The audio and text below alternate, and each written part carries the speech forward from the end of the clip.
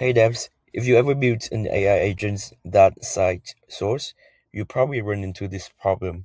How do you know if the source is you just found is actually trustworthy? That's the exact problem we tackle at AI Hack Berkeley.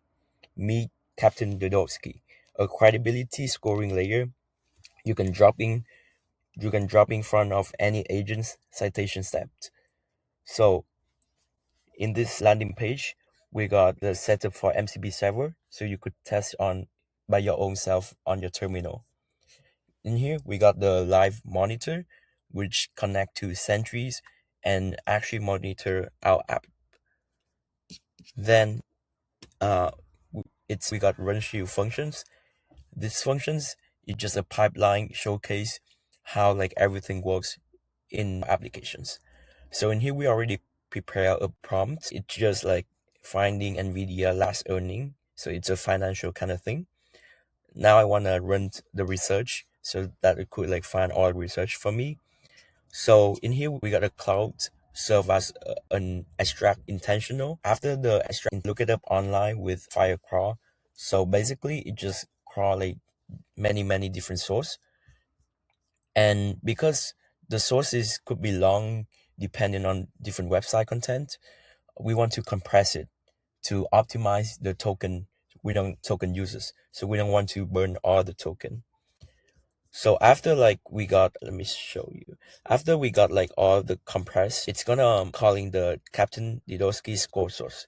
So this is our built from scratch models that classify if a source is a good source or not a good source. So the way we train this one is that we collect a different amount of source, and we using Interact to create jobs so that people could coming in labeling like this one is yes, this one is no. Next questions, kind of air financial research and statistics came. So yeah, just like that. So after like people filling up different kind of label, we got the results for the model and we trained the models, and this is the results. So it's saying like this link, it shouldn't be adding into your context. So it's just like different detect the bad link, detect a good link, so that we could generate the final result. So in this case, every source is bad because we just run like 6 source. And in the next one, we got the compare pipelines. So in this case, we want to show that with Dodoski, the pipeline is much more better. And let me show you the comparisons. So exact same prompt, but now we're running with Didoski and without Didoski. So now it is score this link, and let's see. So this is link from Nvidia. So Didoski say this one is a good one, but the heuristic ranker, it's saying like this one is a bad one. This should be avoid. This one is from the GOV, so it should be like reliable. So Doski did a pretty good job so that it's handle all the precisions also. So this is a comparison like the token use. So the compressed pipeline use just a little bit less amount of token. And in this one, we have the evaluations. So we built from scratch 2 main components. The first one is compress, and the second one is the classifier layer. So firstly, we're doing like a little bit of evaluations on 40 held out samples, and the pre-trained models by the data itself, it's got pretty low score.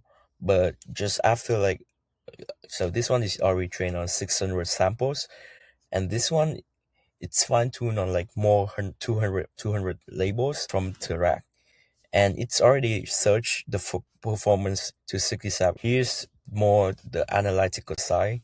So this is both correct, and this one is the train fix it. So it's improved by a lot. And this one is the compressions algorithm we built from scratch, comparing with the token company.